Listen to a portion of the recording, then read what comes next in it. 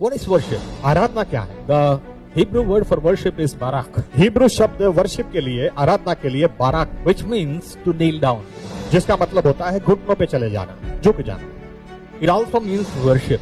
और इसका मतलब होता है आराधना। So barak has two meanings: इसलिए बाराक के दो मतलब हैं, kneel down घुटनों पे चले जाना and worship. और आराधना करना। That means worship is kneeling down, and kneeling down is worship. इसका मतलब आराधना यानी घुटनों पे चले जाना, घुटनों पे चले जाना यानी आराधना। Amen. आमीन। Worship never goes without an action.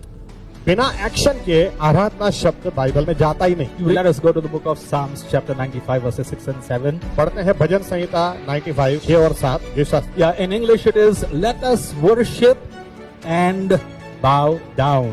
अंग्रेजी में आइए आराधना करते उसके आगे झुक जाएं। Let us also go to the book of Matthew, देखते हैं मत्ती chapter 2, 11.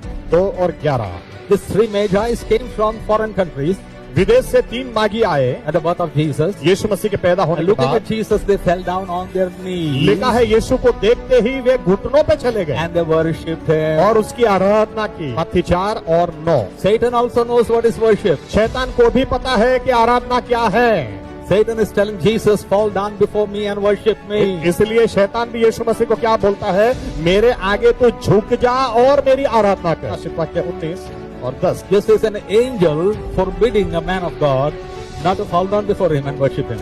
ये दूत है जो परमेश्वर के दास को मना कर रहा है, मेरे आगे मत घुटनों पे जाओ, मेरे आगे मत झुको, मेरी आराधना मत करो। Why? क्यों? Because worship belongs to God alone. क्योंकि आराधना के लायक सिर्फ परमेश्वर अकेला ही है। Amen. आमीन। Let's go to the book of Exodus, chapter 20. निर्गमन 20।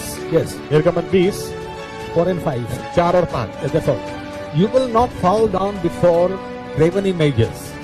किसी भी तरह की मूर्ति के आगे तुम नहीं झुकोगे। And the word serve there or seva there is worship, और वहां पर जो सेवा शब्द इस्तेमाल किया गया, गुजराती में या हिंदी में लिखा है, or English serve. अंग्रेजी में भी सर्व शब्द है, उसका मूल शब्द है आराधना, भजन।